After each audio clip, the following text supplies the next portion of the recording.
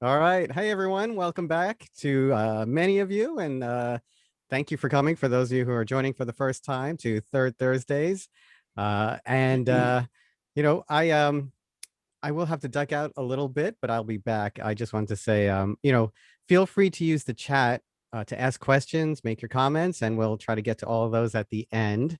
Of course, we have two wonderful guests, and we have our two wonderful hosts, Heather Palasek and Habib Suab. And I'm Michael Chovan Dalton from the JKC Gallery, and I want to do something I haven't done before. I want to share a little something here. Our next show is at the JKC Gallery is actually being installed right now. It's the Grayscale Economics Project by Brass Rabbit. And it opens on Monday, but the reception is on April 27th. And it's going to be what I call a Heather Palasek reception. 4 to 8, 2 sessions, 4 to 6 and 6 to 8, both in person and virtual. So there are links at jkcgallery.online for registering for that, both the in-person and the virtual. And we'll do a similar thing where we'll wheel around a camera and give a tour. And so we're looking forward to that. It's an interesting show about the grayscale economy, the underground economy. And the other thing I just want to give a little plug for, and actually many of you here have already purchased. The college published this incredible Louis Draper book years and years ago, and I just found them. And we're selling them for $25, including shipping to anywhere in the United States. It's a fantastic book. I've already sold a few hundred, over 100. So it's been great. Yeah. Yeah. Can you talk a little, like how did you find them? So I knew they existed, but I didn't know we had so many more. And because Lou Draper has been getting so much great airtime through the Camongue Group show that was put on in Virginia, and then Whitney, and out in LA. It's, I thought this would be a good time to see if we have more of these books to sell, and I found out we have quite a few. So anyway, I'm taking up too much time. Heather just nodded. No, I didn't mean it like that. I received my book, and it's a beautiful book. Got it. Oh, thank you. Yeah. Was that James? Yeah. Yes. All right. Oh, excellent. Thank you. Yes. So it's also incredibly affordable. But anyway, take it away, Heather and Habib. Thank you all again. And I will see you in a little bit. Thank you, Michael. So I'm going to start, and then I'll pass it over to Habib. I will introduce the Third Thursdays event to all of you who have never been with us before, and this may be your first meeting. This is a monthly event that is hosted at the JKC Gallery. Of course, currently we are doing it on Zoom, but we're looking forward to moving towards in-person meetings in September. The JKC Gallery is an amazing gallery. It's in Trenton, New Jersey, and it's located at Mercer County Community College. It's directed by Professor Michael Chovan Dalton, who is just speaking. He's tonight's host. And this event was brought to life by Habib and I. We created this event with the intention to build the photography community here in Trenton, New Jersey through community, through inspiration, inspiring each other, and through education. So we're very happy that you're all here with us, that you come month after month, and that you join us. Thank you for supporting this endeavor, and thank you for being here tonight. I do want to also give a couple announcements and update you about future Third Thursdays events, and then I'll pass it over to Habib, who will introduce tonight's two amazing artists. So tonight we are featuring West and Justin. And next month, we will be having our last event of this year on May 20th. Rich Hundley, if your camera's on, if you want to wave your hands, he's going to be one of our featured photographers next month, along with Bridget Kahn. And we're so excited for their event on March 20th. Since the gallery is associated with Mercer County Community College and they're going on summer break, we are also going on summer break, and we will come back together in September. The third Thursday of September is the 16th. So if you'd like to mark your calendars for that, Habib and I will be curating two awesome presenters for that date. And we are hoping to be back in person for anyone who's local, but also having a virtual component like we're doing right now for anyone who is out of state or even out of country and wants to join us. Tonight's event will be an hour long. Each artist will present their work for approximately 20 minutes, and then we'll be doing a Q&A at the end. The Q&A will be run through the chat box. So if you can all locate that at the bottom of the screen and open it up, you're welcome to leave comments through both of their presentations, ask questions in real time, and then at the end, we're going to go through the chat box and relay those questions to either artist or to both of them. So please use the chat box. And other than that, Habib, how about you go ahead and introduce our artists tonight? Yo, yo, yo, yo. What's going on, everybody? Welcome, welcome.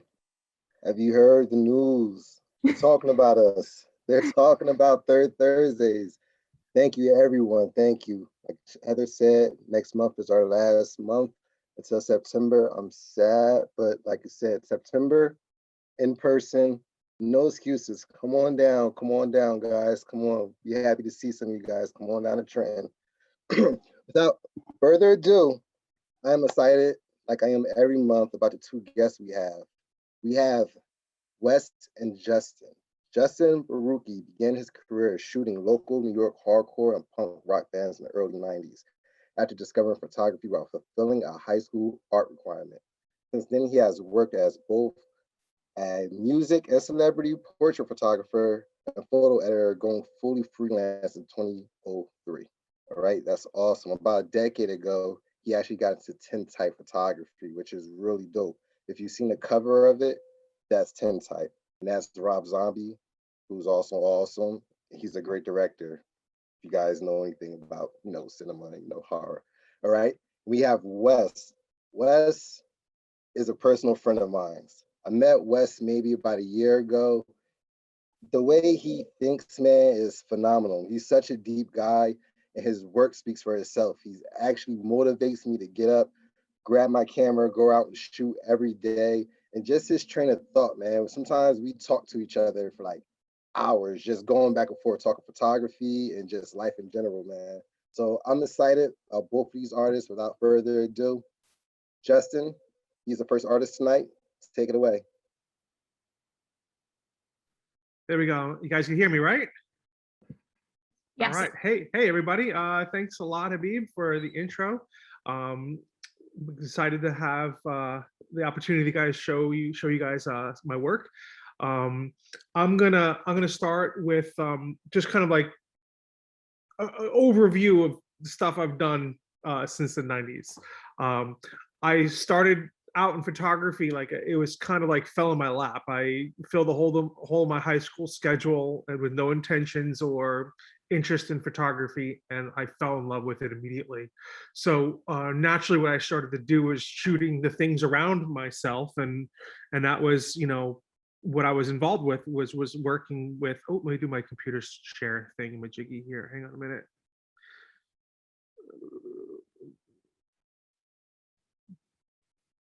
Okay. All right, so this is what basically started me on photography. Was I took the class in high school, and I was going to shows, and I brought my camera to shows and started taking pictures. So now I'm clicking the arrow. Okay, so yeah, this is just how I got my start, and love for music and love for photography meshed together. What I also did through this time was, let me make sure I have my timer going too. Was I was doing a lot of street photography as well. That was one of the things that coincided right with doing the music. Was I was shooting street, traveling, taking pictures, and then doing music. All right, so that was my 90s music folder. Now this is throwing my game off. Now I got to find. So what do you guys see right now? Are you looking through my desktop as I'm looking for my folders, or? We don't see your desktop. We Okay. see a little bit of the image you had just shown us. Okay, so now I need to go to the next folder. Do I have to share that specific folder and unshare? Is that what works? We can do that. Okay, Whatever so works stop best. share, share screen. And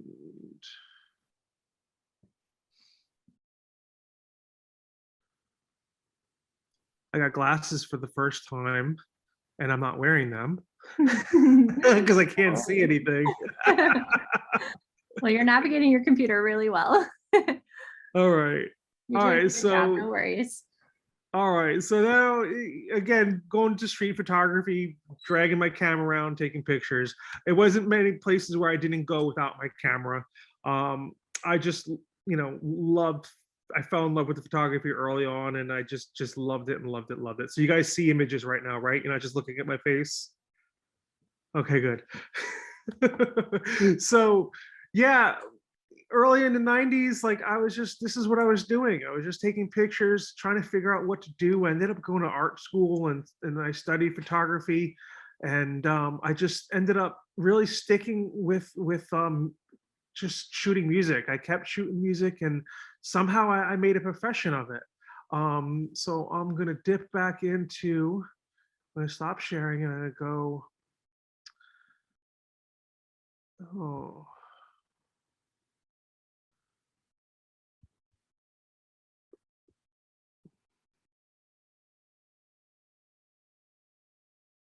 Sorry, this not working brings all the anxiety in, huh?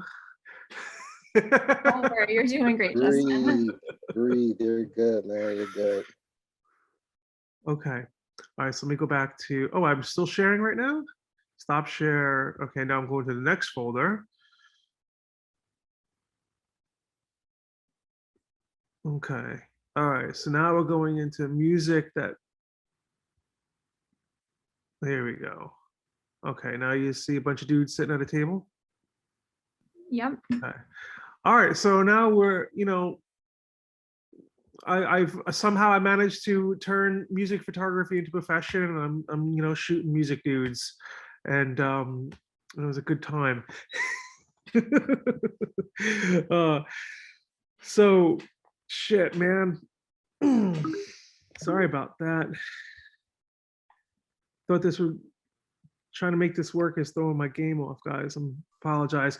All right, so yeah, I guess what drove me to shooting music was like I just really wanted to capture what was going on and as well as like making portraits, lit portraits, and I wanted to continue to shoot the goings on, shooting the band, shooting what they were doing backstage, and just connecting and obviously getting paid too. That was awesome as well. But I didn't limit myself. I was shooting bands that were making money, as well as punk bands. I continued to work with that. I just blasted through all these pictures already. I guess I did. So yeah, there's Sonic Youth. Should I tell you who these guys are? Does anyone have any interest in that? So that's Sonic Youth. There's Lenny Kravitz and Slash. That was a weird show. Man, that was 2004, and it was some kind of private show, and James Brown was there, and it was incredible. That was like one of the best live performances I've ever seen. But Slash basically played with everybody. So I have pictures of Slash with Kravitz, James Brown, and members of the Doors. Obviously, Jim Morrison was dead, but it was a weird show. This is Ronnie Woods from the Rolling Stones. This is probably the most nervous I've ever been at for a photo shoot. The man has probably been photographed more than anyone I've ever photographed, and he showed up with the energy of a kid who just got their first record deal. He was so interested in the process. It was the weirdest thing because he'd been photographed so many times, and he was just had ideas, and it was incredible to photograph such an old school dude, and he just still cared. Rihanna, this is a funny quick story. This was when she was huge. Like, this is like right when Umbrella was massive, and I hated that song. I'll tell you, I hated that song. And my wife, then girlfriend, she's like, who are you shooting today? I'm shooting Rihanna. She's a pop singer. She's doing really well. I don't really know much about her. She's like, that's the Umbrella Girl, the Umbrella song. I'm like, oh. But I'll tell you, like this day was great because I was working for her. Like, she had a product line, so we were photographing her and all her merchandise and clothing. We must have done about like 15 setups at the venue before her gig, and then I was shooting the gig, and she was such an incredible performer. By the time the Umbrella song came on, I was enjoying it. Like, she flipped me to a fan. Like, I was like, all right, I'm cool. Like, she was just incredible. It was great working with her. That's Wilco. These are one of my favorite guys to work with. I only worked with them a few times, but I love their music. This is a band called Thursday. That's what's his name? Blanking. I think you have Steve Earl written down there. That's Steve Earl. Yeah. Oh, it Steve says Earl. it. If I had glasses, I would be able to tell you, but I don't have my. That's Steve Earl, and he's kind of has an outlaw, bad boy reputation, and man, he did not like me one bit. I'll just say that he was a tough cookie to work with. And there's Sonic Youth, and okay. There's Rancid. They're a pretty awesome punk band at Cbgb'S. Actually, these guys, this was in the early 2000s, maybe 2003. They're one of the first, I guess you could say, national bands that I ever brought my camera to. Yeah, so I have pictures of them from the early 90s straight up until a few years ago. So it's fun to have, like, shoot their career for the past 30 years, because bands don't really have, they don't last too long. 5 years, 10 years if you're lucky. So it's fun when you actually have that opportunity to photograph, like a band over such a long period of time. Well, there's Rancid again from a similar time. Pharrell Williams, he was a super awesome dude. I melted him. Those were hot lights, and it was so hot in that studio. That's a friend of mine that I photographed since we were teenagers, and he's, his name is Paul Schauder, and he continues to make music on an indie level. Dave Mustaine from Megadeth, and that's My Chemical Romance, who I also photographed a lot over the years. That's the same band. Mars Volta. Oh, there's Slash again with Lemmy, and actually Dave Grohl is playing drums there too. So that was a pretty interesting show. And there's Mr. Kravitz. And this is Justin Earl. He passed away earlier this year. He's Steve Earl's son. Justin, I've worked with him a bunch of times. I wouldn't say we were friends, but I knew him, and obviously I was very sad when he passed away. And the day I was shooting his father, I texted Justin. I was like, Justin, I'm working with your dad. Please tell him to go easy on me. And he didn't. He texted me literally like 5 minutes after I was done shooting. He's like, I just told my dad to go easy on him. Like, too late, man. Too late. But yeah, that's Justin Earl, Justin Towns Earl.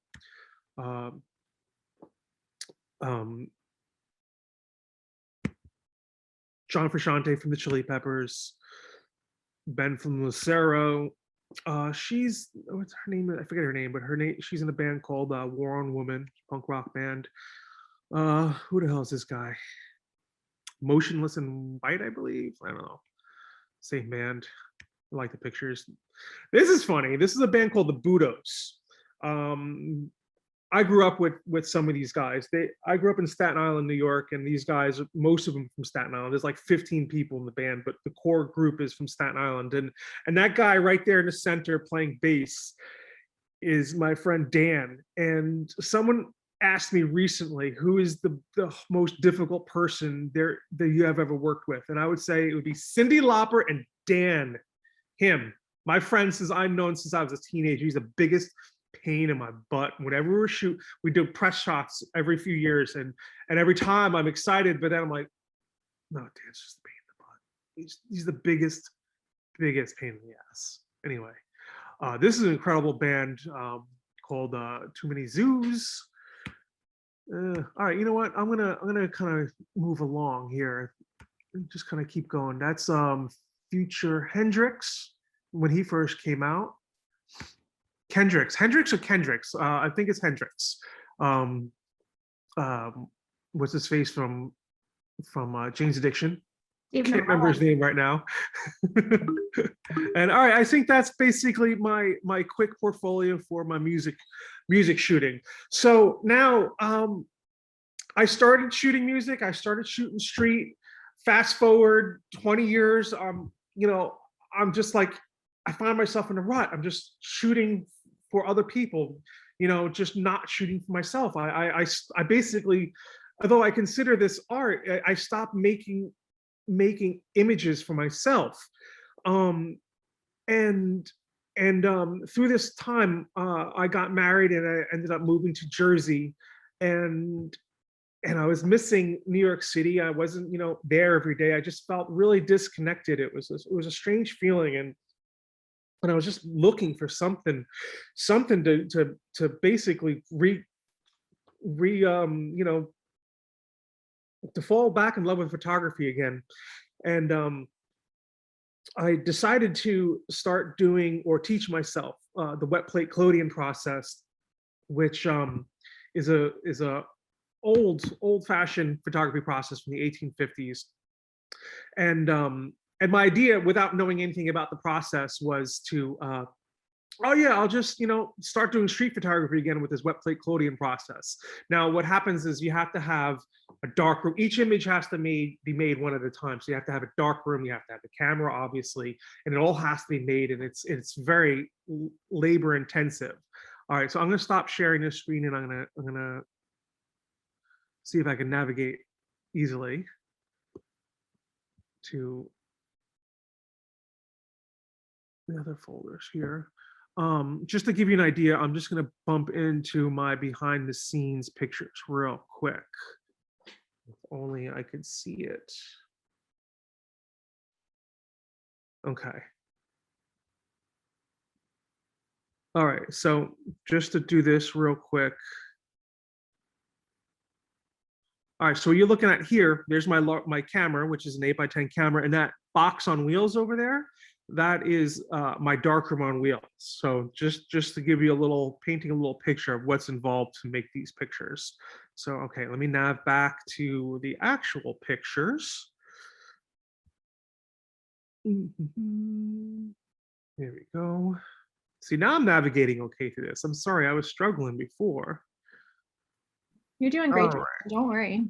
I think we need some new props also, because you built your darkroom by hand, right? Yeah, it was you know, I made them all. Yeah, it was just their cabinets on wheels. So I mean, it was I enjoy working with my hands and making stuff. That's what brought me to the process. Can you see this fellow in the all right, good, to make sure we're actually sharing it. Yeah, since it's a handmade process, I was drawn to that aspect. It's like, wow, I get to make every one of them. They're unique, and it's, you know, and I have to make all the equipment, you know, sans the camera. I could make a camera if I wanted to, but you know, it's just fun. So here we go. We're looking at a glass negative. So this is technically called an ambrotype. And when I started doing this, I didn't realize how difficult it was. A lot can go wrong, and here I am trying to make images in the street, and everything's basically exploding on me. Not exploding, but nothing's working. So it took a long time for me to like really be able to go out there and get consistent good results. Exposures are long, so this fella here, he's cooperating with me. He's standing still for me, and you know, you can see everybody in the background just kind of like, you know, blurring out, because we're probably looking at like maybe a 15 or 20-second long exposure. Exposures could obviously shorten, but then you would have shallow depth of field. At the time, I was looking for detail. I wanted to see the detail in the buildings in the back, and the hot dog cart. So the details in the landscape was a little bit more important to me than sharp people. So all right, I'm gonna just start kind of bumping through these images. So yeah, when I started doing these, when I developed the first one, I fell in love again. Like it brought me right back to high school when I was in the dark room making my first print, and like, whoa, this is amazing. It just brought the magic right back. And it's a very different approach to street photography, because you know, you have to be interactive with people. So I'm setting up all this gear, and if I want to take portraits or pictures of people, chances are they're going to be gone before I'm ready to shoot. So if anyone stops to talk to me, what are you doing? I involve them, like, all right, now you go stand across the street. So there's 3 people that were talking to me. So they're like some of the life in my image. Otherwise, it's just complete blur. Same thing with these fellas here. There's like 2 or 3 people there that are the sharpest, because I wanted those buildings in the back and the wonder wheel sign sharp. Here in Chinatown, nobody cooperated with me. They didn't want to have anything to do with me. So it was just, you know, empty streets. There's a few people standing around, but it was just basically empty streets. And the streets were filled with people. Long exposures, they just blur out. Some landscape stuff, and you know, some more stuff. I had so much fun making these images. Obviously, that's more of a portrait. And took the camera out on the road a little bit. There's a Capitol building in Hollywood. Okay, so yeah, after of course, naturally, after you start making art for yourself, it's like, all right, well, now how can I make money with this? So then I started making portraits with it. My clients were requesting some pictures here and there, and you know, I photographed a bunch of musicians here and there, and then sooner or later it turned into a straight up portrait business. I have a pop-up studio that I sell portraits out of the back of my van. I'm doing my first pop-up on Sunday in Soho for the first time since lockdown, really. I'm trying to find, let's see here. All right, we'll take you to, we're not going to go to,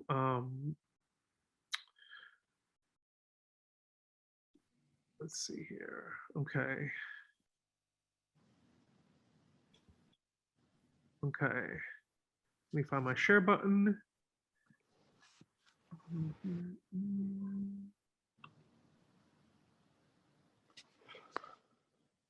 Okay. So, all right, there's Mr. Zombie at his place in Connecticut. We actually did this in 2020. Only a few shoots I did in 2020. He was super cool. And these are just random portraits of random people. There's my wife with one of my babies inside of her.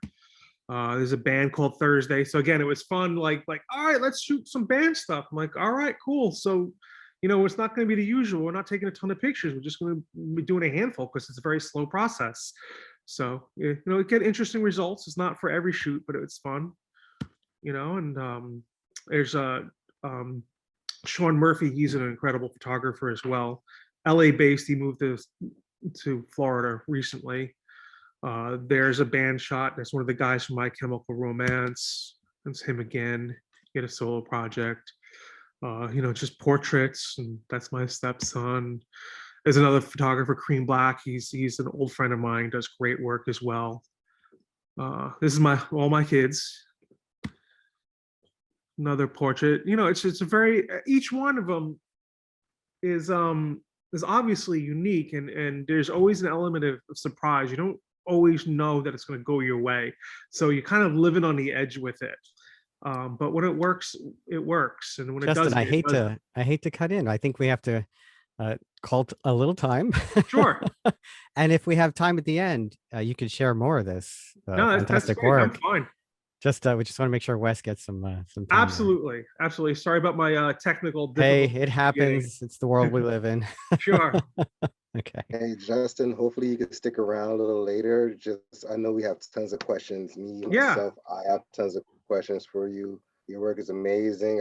I know you have some crazy stories, I'm here. I just got to check in with the family is all. I'm good. Do that, man. Do that. Wes, it's on you. What's going on, everyone?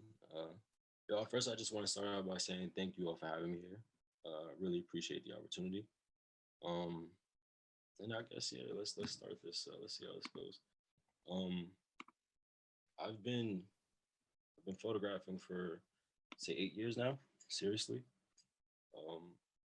A lot of my work that I'm going to show you today, it's work that I've made over the last year, maybe 2. And how do I put this? I've been developing myself, like learning how to become a better photographer, also at the same time learning how to be a better person. You know, like I feel like I suffer from like some weird form of I guess anxiety. I'm not gonna call it that like seriously, but I had a hard time just like being open with people, talking to new faces, and I learned over time that the camera was what I could use to get past that block that I had myself. 1 second, let me just minimize this. This was a photo I made one day when I was walking through Prospect Park here in Brooklyn. It stuck out to me because I have a thing for jazz. I over time I felt like that type of music, jazz music, has always resonated close with me, and I always feel like the saxophone is just that one instrument that, like, if I could ever take time or make time to learn or play, this would be it. So I lined this up intentionally wanting to have that element of something in the background, because you have to have people to serenade when it comes down to playing that music. And I know I wasn't the only person, there were people around me, but to catch the people in the background, just to give you an idea. Let's see, how is this going to go?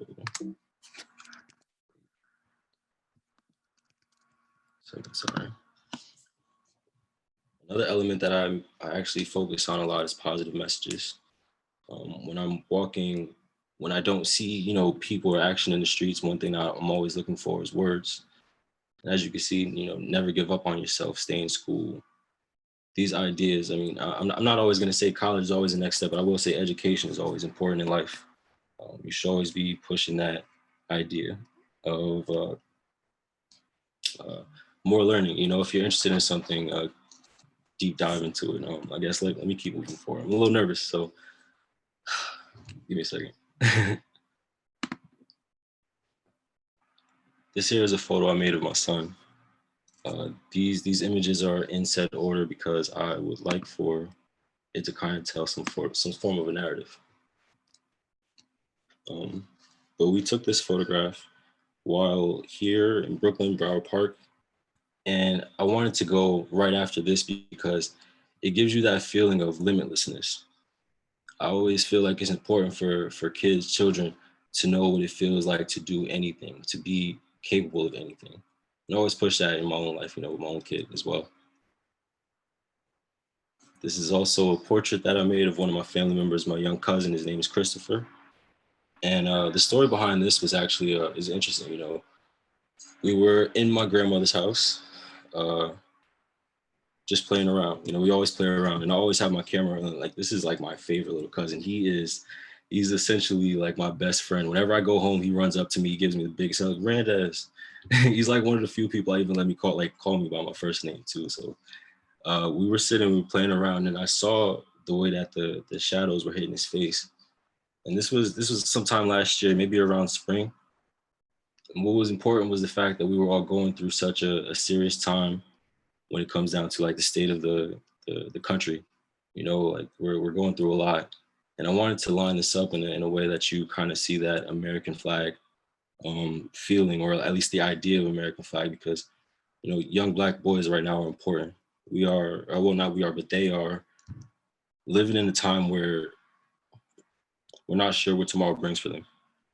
And I wanted to capture this just because of how I felt in that moment. I feel like this is a good photo. I think it'll be something great to look back at later on. I am low-key like a big romance freak when it comes down to making photos. Like, I love seeing images like this, something that makes you feel like you're watching one of those movies where it's like a whirlwind romance, and this is like a timeless moment. Right here is another example of me making use of street art, allowing what someone else made to tell a story that I would like to push further. So when I saw this and made this, I had the idea in my mind that, blessings are for everyone. And the following photos, the photos you'll see that'll follow this, they're actually, they're gonna resonate.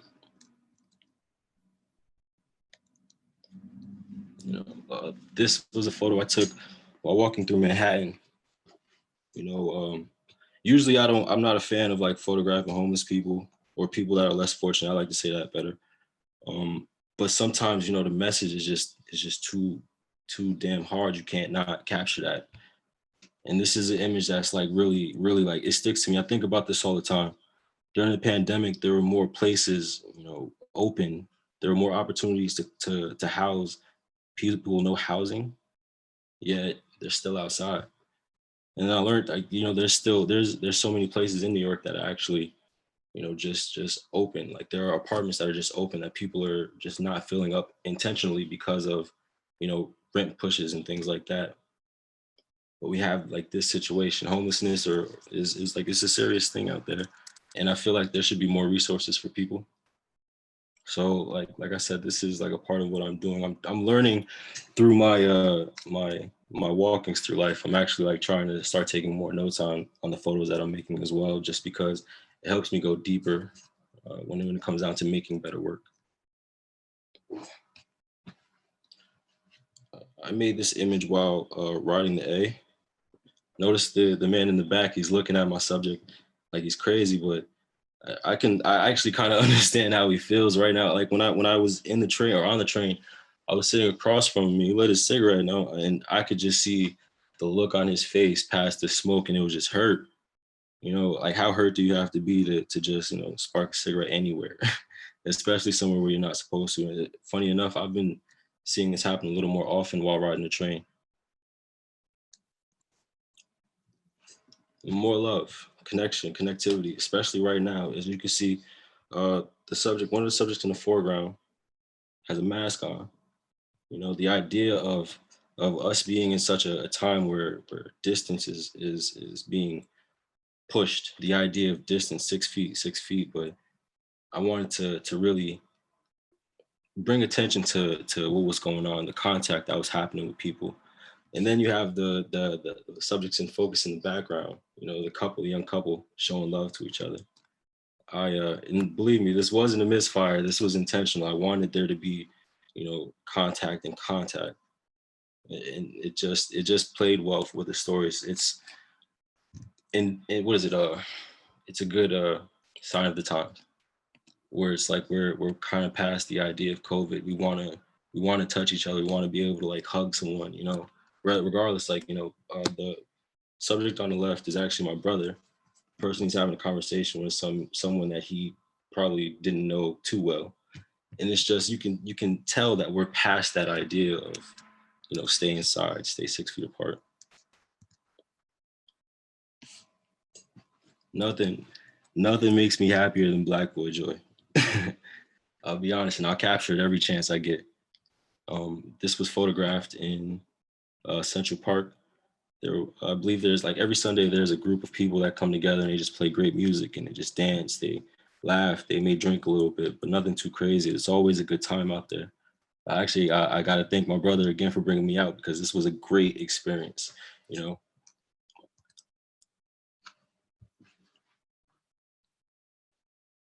This photo right here, the reason I captured it in the moment was because I felt just like this little kid so many times. And I know I can't even count how many of my friends can like understand this moment. Being a kid at the nail salon with your mom, aunt, cousins, grandma, whatever the case may be, but wanting to just be right outside of, of that one room. I like images that people can relate to, especially initially I like things I can relate to, but the fact that this is something that's relatable makes it a little bit deeper for me.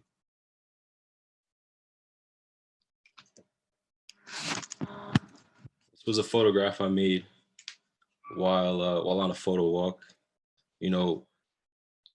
That's just is Black beauty, man. Like I really want to I want to empower my people. I want to make our people look great. I want to like really depict the raw reality of life. And in this moment, this person just seems so happy and the sun was hitting them perfectly. So I asked him if I could make the photo. We got to smile more. These next series of photos, these are photos that I made while walking up and down Nostrand Avenue. So there's a couple of things that I'm guaranteed to see on a nice day. There's usually 3 or 4 groups of people that I'm guaranteed to see on a nice day. This gentleman is one of them. Every sunny day, there's a wall or a gate that's filled from the side to side, like from corner to corner with photos.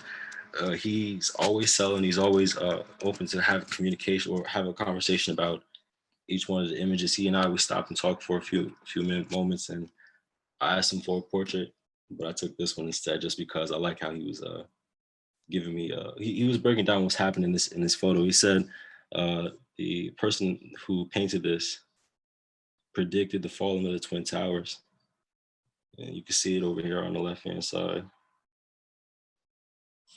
Yeah, but sorry, let me not wait for too long. Okay. This was another man that's always out here notion.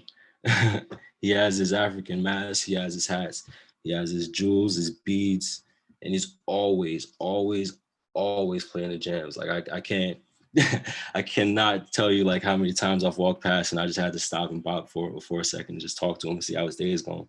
Me, like I said, my camera has brought me to interacting more with people. You know, it started out small in my local neighborhood in Brooklyn, but I've also like started to branch out more, you know, walk around more, talk, have more conversations, even going back home to Patterson. I chose this image because I felt like it's important that we actually like still stay up on the times. One of the gentlemen was passing out information. I asked him if I can get a photo. He put up this instead, and I told him this was perfect, you know, because this is for us. This is all of us. This could be us. But, you know,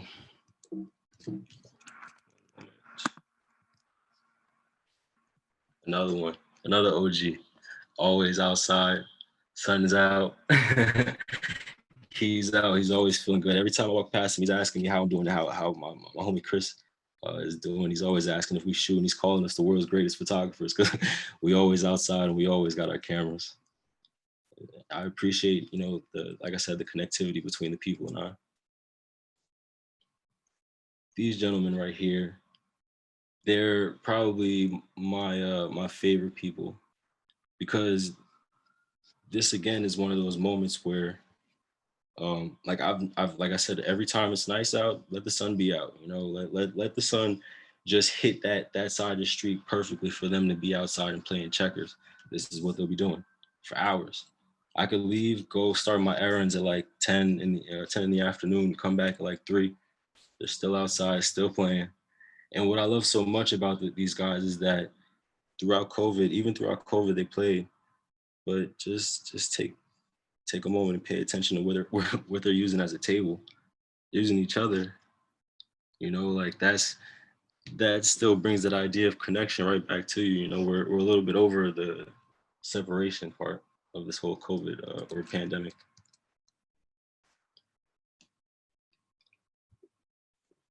This was a photo I made a few days ago, actually.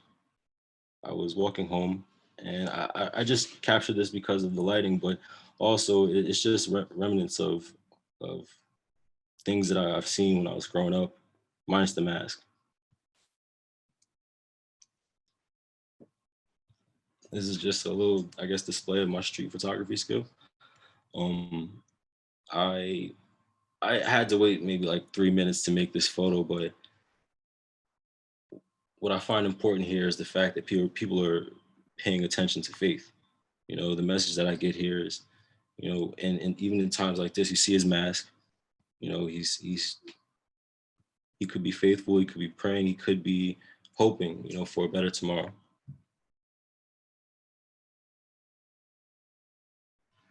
This photo I made of my friend Sade. We were walking through, what was it, Seneca Village. I believe this was around Thanksgiving time. The reason I captured is because, like, you know, black women, hair, very important. I'm not sure if you guys may know that, but very, very important. And I'm just loving like the textures. Every single texture in this just like speak to me or spoke to me in the moment.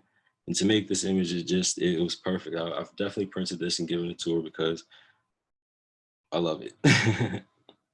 Let me see. Mother and son. Well, this is something that I made while I was running errands, actually. I felt this just because I've been this, you know, like I feel like all of us have you know, embraced our parents or wanted to embrace our parents, even past that point of like childhood. This moment resonated with me just because, you know, I feel like we've all been here before. Or I've been here before. These kids right here, so the story about this, as of late, I've been working on a project of street photography in my hometown of Patterson, Jersey. This photo is one that I took back in November. I was walking, I was coming from the Great Falls. Hold on one second, sorry. Actually, never mind. I was coming from the Great Falls and I was seeing these kids in this moment right here. I got so excited because yo, you don't see kids outside like that too much nowadays, man. To see them all out in more than just one child or more than just 2 or 3 kids, but a group of them playing, laughing, like riding their bikes. I promise you, this is one of the rarest sights I've seen in my city. And just to see that like COVID kind of caused something like this, you know, like the fact that kids are sick and tired of being inside. So let's go outside, you know, let's go play, let's do things together. This moment, I think it really does resonate well with me because as I grew up, I knew that my friends were very important to me.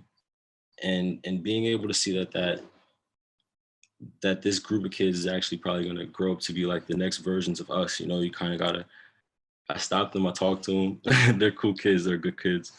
They weren't causing any trouble. And I feel like this moment right here is a good show of the future of Patterson.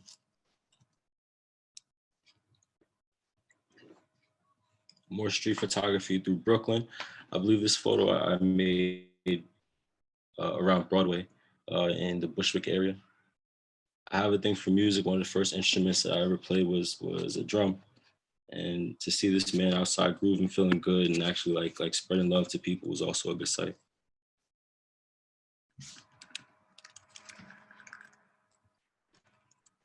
I made this photo when I was in Washington, D.C.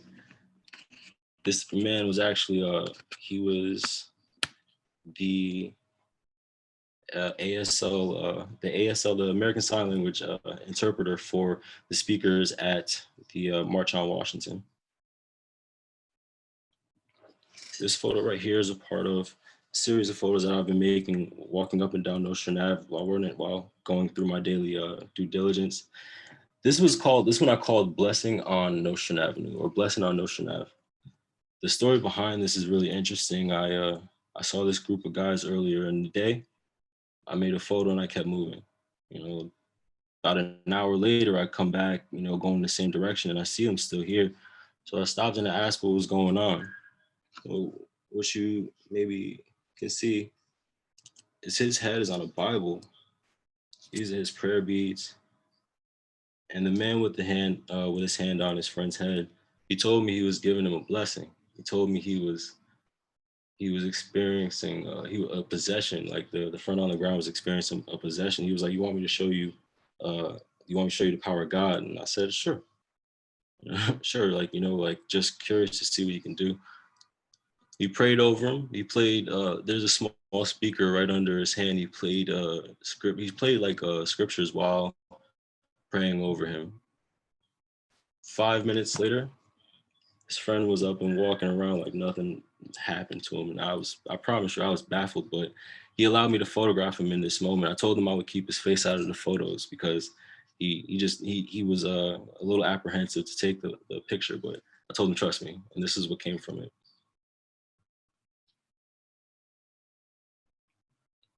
Again, a display of Black women in hair. You know, I feel like short hair, long hair is very important, especially like I shot this on film. This is long before I started shooting a lot of things on digital cameras consistently. And this was a photo that made me excited. I didn't know how well I could shoot it. And that made it look perfect. This is another one made on Nostrand, actually Nostrand and Fulton. I call this one a stick up. Just because like the kid, once again, is just like doing what kids do. But at the same time, he's, you know, displaying a little bit of his youth. I figured that this would be something fun to throw in.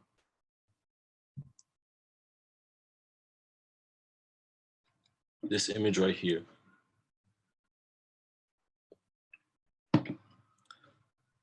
When I made this image, I was walking through Patterson and I saw these two people, and I asked them, you know, do you mind if I make a photo of you guys? Because at first they were just, standing, next to each other, kind of like holding hands. But I liked how they felt. Something about their energy was just warm. So I asked if I could make a photo. What they ended up telling me was yes. And then he followed up with, I want you to tell people that whenever you're able to show this, I want you to tell people that we may be homeless, but we're happy and we're in love. And that hit, like a ton of bricks, just because, like, for them, love was over encompassing. Being together was more important than like everything else. I mean, at this point, I believe that as long as they have each other, everything will be fine. But this image really, like, it hit me. And another interesting fact about it is this is like one of the first images I made with one of my favorite cameras, or my today favorite camera. West, I'm going to make just a quick announcement. I noticed it's 8 o'clock. So we did get a little bit of a late start tonight, and we'll let you, if you have a few more images to show, you definitely can, and we will still do Q&A today. But for anyone who's joining and they definitely have a strict deadline of 8 o'clock, we apologize that we're running a little bit late today. Thank you so much for joining, and we'll see you on May 20th. And for anyone that can stay, we do really appreciate it. We're just running a little bit late today. Yeah, I only have a few more photos, I believe. So I won't rush, but we'll get through this soon. Perfect, no problem. Excuse me. 1 second, are we still recording? Yes, we are. This is just a detail shot I like to see and showcase hand holding, just because that's another form of connection. This portrait of this place is something that I saw this more times than I can count when I was a kid. Back of my mom's car, driving me back and forth, either from her friend's place or school or whatever the case may be. Jean's liquor store. I promise you, this is like a staple in my hometown. If you're from Patterson, you've seen this. And I guess one day I made the perfect photo. I get, like, you have this subject right here taking a drink, and then you have another subject right here walking in. This is just one of my favorite photos, man, because it will always and forever remind me of home. I even have this printed in my living room as we speak. I made this photo while walking through Williamsburg. This is one of my favorite photos. I just like the juxtaposition of how people react to what they think a camera is and will do to you. On the left-hand side, you have the brother. He's minding his business for the most part, but he's also looking questionably at this character, well, the subject on the right-hand side. I understand you may not want a photo, but, like, I feel like he thought that the camera was going to eat him for whatever reason. But you can't really be too uptight about these things. Let me see if I have too many more photos. Not too many more. Almost finished. School 20. It's a very important school back where I'm from. It actually is directly up the street from where I live, maybe like 4 blocks. And like I said, I'm very big on messages. And to see this message be on a school, public school, like grade school, failure is not an option. It's instilling the idea that you could do anything in a child. And that's one of the most important things. I swear, it's one of the most important things that they can ever learn. This is a portrait of one of my neighbor's daughters. One of my neighbor's daughters. She's such a sweet kid, and I feel like what I'm showing here is the importance of Black fatherhood, as well as, like, fathering your young daughters, or at least being there protecting your young daughters. This gentleman right here, his name is Baba Warren. This is an OG I met walking around Brooklyn, man. He's got so much personality. Every time I see him, man, he just hops up. He's got like shoulders like elastic or whatever, man. He's always telling me he's about to either go play golf or he's gonna go work on the radio station, man. He's one of the first few people that I was able to truly connect with, through photography, or at least I wasn't a photographer. It was a great interaction with him. and definitely like one of the cleanest portraits I've ever taken on a film camera.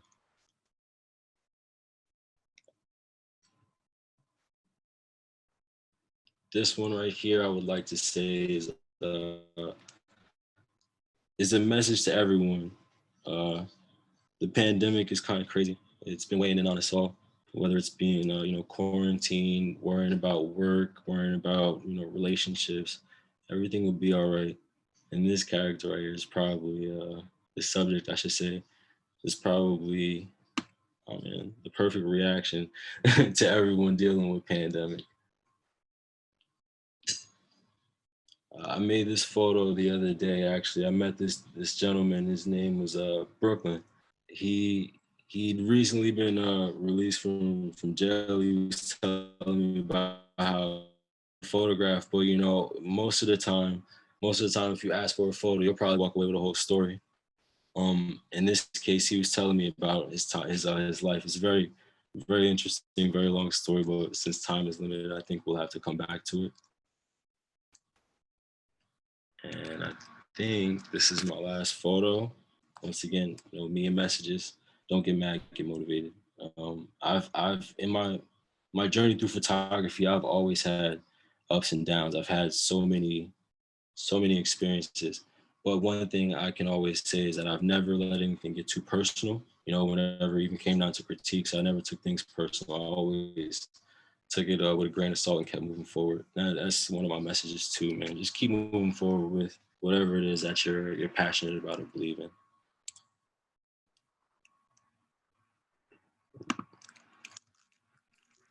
Awesome. Wonderful presentation, West. Wow. Thank you. Really great job. Awesome. Still. Yeah, thank you so much. So yeah, everybody's still here. Nobody left. It's great. Everyone loved your and Justin's work. And we have like incredible comments for both you and Justin. If you wanted to scroll through the comment thread, you've got people trying to buy your work, West. So you're gonna want to, yeah, Zakia and Cliff want to buy some prints. Let's go. And I'm scrolling through to look if we have questions. And in the meantime, while I do that, if there's anyone that has any questions for either. There was just one question I saw from Zakia. I think you asked where in Central Park was the question? For which photo? Zakia, for which photo? Let me know. I'll let you know. That was the one for the people dancing? Oh, okay. That was Xavier can tell you. And I see a question from Alex Sapilli for Justin. He said, what was it like working at Cbgb'S? Because he was too young to have witnessed it. Oh, it was good. I was friends with people who worked there.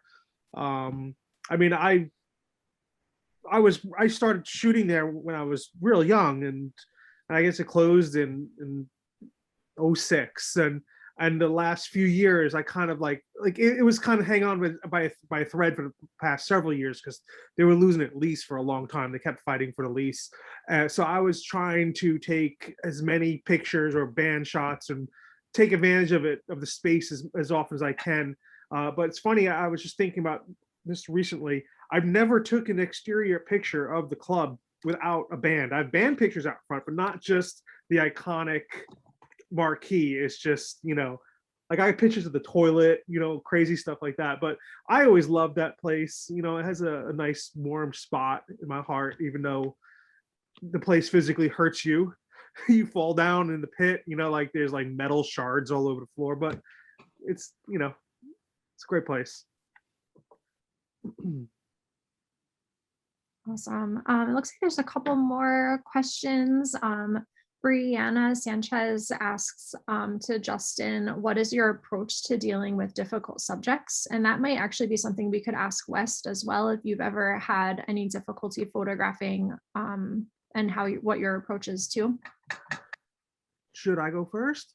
Yeah, you can go first, Justin. Well, my approach is just being myself and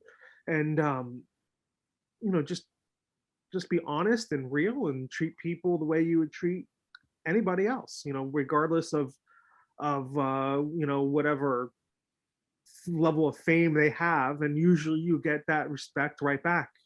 aside from Steve Earl, because he was a bundle of fun. We'll just leave that at that.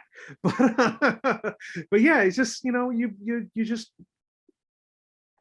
just be a decent person to be around. That's about it, really. Yeah, that is pretty much it. If you're asking when it comes down to street photography, that's a gamble. Anybody can react any type of way, but just keep your head on your shoulders and not worry about it. I've never gotten into any actual like physical altercations. I've had people ask me to delete photos, but in any case, it probably doesn't get deleted anyway. Yeah, you can read the scene too. You're doing street photography, you're around someone who doesn't want to be photographed, and to put the camera away and move on, or yeah. Then we got some more questions. Yeah, we Definitely, do. definitely have some more questions. So Zakia wanted to know if you teach wet plate classes, Justin. And that's how I met Justin and why I invited him tonight to be our presenter. I took a course with you in, I think, 2018. Might have been, yeah. It was amazing. Do you have any upcoming wet plate courses? I don't have anything on the schedule.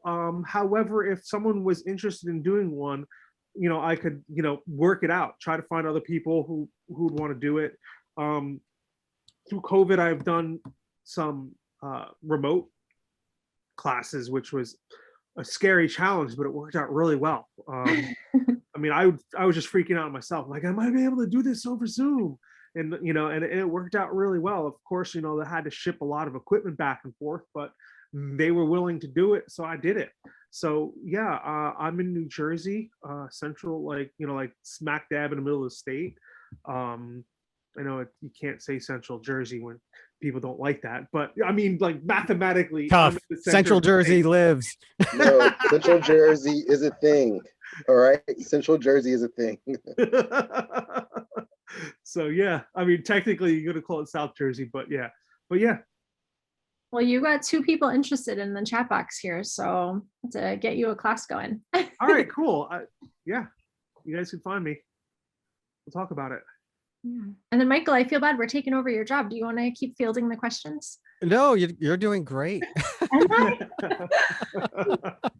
Well, we have one more. Yeah, definitely. Of Wes. Hey, Wes, that was a great presentation. Really, really nice to see it. Can you talk more about your plans for the Patterson? Like, is it just like a neighborhood there that you're documenting, or how do you see that project unfolding? So my idea is to take my whole city.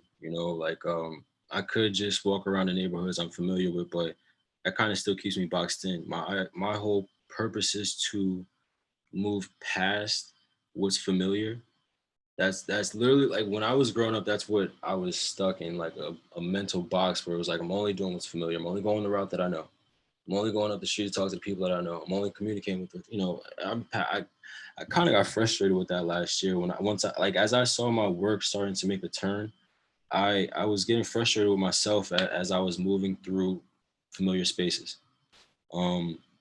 Because I was in such a closed off, like, mental environment. And the thing with me was I wanted more. I want more from from myself when it comes down to engaging with those around me, connecting with those around me. I can't really get far on my own, So when I'm going back to Patterson, what I'm doing is I take the bus from Port Authority all the way, wherever it leaves me is where it leaves me. From there, I'll probably start by the falls. I'll start around the Great Falls area, which is like the downtown Patterson area. And that's usually what's most active, so I can get a lot of work there. But then from there, I'll start to go from the Great Falls to like the north side of Patterson. I'll walk all from the north side of Patterson to the east side of Patterson.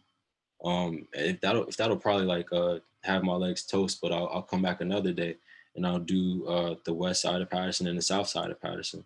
Because there's so much going on in such a small city. Like I know, like, anyone that's familiar knows that there's a serious, it's like kind of like little New York. It's a melting pot. There's so many different cultures in Patterson. There's probably like 90 plus cultures in Patterson, So my thing is, I just want to take my time. I was rushing. I'm not gonna lie. In my mind, I wanted to rush and try and make some quick money and say, "Oh, these are my photos here. Take them." No, but that's not really like it's not. It's good, but it's not great. I want my work to actually last. I want it to make sense. So yeah, I'm gonna go That's for it. awesome. Thank you, man. I look forward to the rest of that project. Wow, thank you, man. It's two steps, man. First is street photography. Second is portraiture. And portraiture is probably gonna be more fun. Excellent. Third step, make a book or a zine and we'll buy it. Oh, the zine is on the way. Trust me, the zine is on the way. Yeah, sign me up for that. So, We have a couple from Chris Facey, one for Justin. What are some advantages and challenges you've experienced when shooting large format? And then another one for you, Wes, when he's finished. okay. Wow, Lord, the funny thing is the whole challenging myself to take on wet plate collodion photography. It is not in my character to work on a tripod. I hate tripods, and obviously I have to work on a tripod. So it was such a strange thing for me to even get into because of like my hate for tripods. So it wasn't really, it was basically the hate for a tripod, but how do I get this work done? You really got to learn what your lens sees, and you find yourself doing that weird thing, except I wouldn't do that. I would just kind of be like crawling around a lot, kind of looking around, finding where the shot's going to be, and then move the camera, put it there and move it minimally, because I would have it all worked out inside my head before, I'm just cranking the tripod, moving it, blah, blah, blah. So that was a challenge to get used to know what I want to do and get to it faster. It would take, in the beginning, it would take me a long time to get the camera situated until I really got used to what the camera was seeing and knowing. And you also, it teaches you how to know or figure out what you want before you want it. So that, and I guess you drive around looking for a shot, you have to know you're going to take a good picture before you unload a truck full of equipment out onto the street to pull it all out, set it up, find it's a bad shot. So you kind of get to know yourself a little bit better with that. Awesome. And then for West, I think this is our last question tonight. For West, what's the most important thing that you want viewers to take away from your work? Ooh, Chris is known. I'd be able to ask both of you that too. Chris does this to me all the time, like I swear, I love you, bro. Appreciate you. We gotta talk about this, baby. Nah, but in all honesty, what I want people to take away is oh wow, difficult. No, compassion. Compassion. I've learned to have compassion through photography. There's been other things, of course, like throughout my life that have brought me to this point with all this work, but I think that's what I've learned the most, and that's what I want to display the most. Love, compassion. There's also some underlying tones of like yin and yang in there. If you could ever really check that out, that's on y'all. If you see it, call me. Nah, but I really do think that my work to me right now is important because it's teaching me how to be a better version of myself every day. And if I can display that through the narratives that I show, then I think I'm doing a good job at getting better at being me. Awesome. Can we ask you the same question, Justin, before we sign off tonight? So the question was, what's the most important thing that you want viewers to take away from your work? And I guess you may want to, I don't know if you want to talk about your music work or your tintypes. Well, music work, I guess the most important thing is that I enjoy being able to witness what I'm fortunate enough to be able to photograph. And if I could bring someone closer to an artist, that's part of it. Like artists are. I mean, we're all artists. Obviously, we're here, but musicians and artists, we're all just a bunch of freaking people doing what we love doing. Some people are on a bigger stage than others, but everyone has the same shit. So it's just, so what I want people to come out of it is just seeing that people are people, and people want to be photographed, people don't want to be photographed, and then people have their emotions, and you just keep on going with it. As far as the tintype photography goes, I don't know what the hell's wrong with me doing that type of stuff. I mean, people love having the portraits and they enjoy the experience, because it is a collaboration. This is it's not just like me capturing an image. It's like it's work to get it, and everyone involved is working to make that image. So it's fun. It's a collaboration. So yeah, that's like I just want, when I do tintype portraits, I like people walking away saying, "Wow, that was cool." That's something that makes it really enjoyable for me. Awesome. Thank you so much to both of you for spending the extra time with us this evening. We really appreciate it. And to everyone that's still here with us, which is almost everyone, which is amazing. It's amazing. First Yeah, time. proof that you had a great presentation, both of you tonight. Sorry, I struggled so much in the beginning. No, you're good. You're It good. worked out. It all worked out.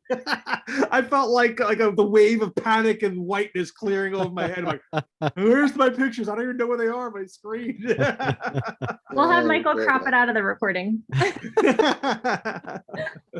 Hey, any of the presenters have anything coming up they want to promote, anything like that?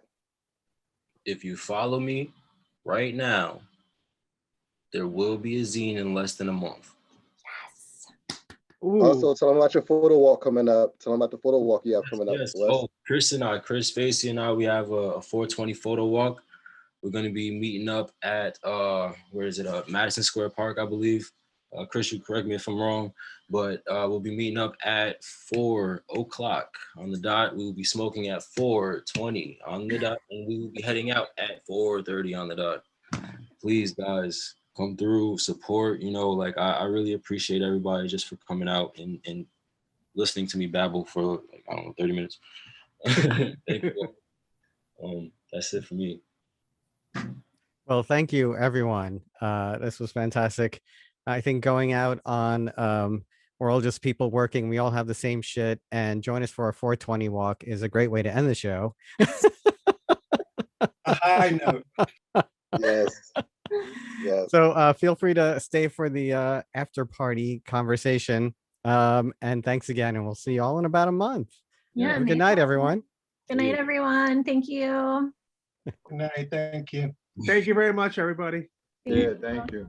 Thank you. All right, I'm going to stop the recording.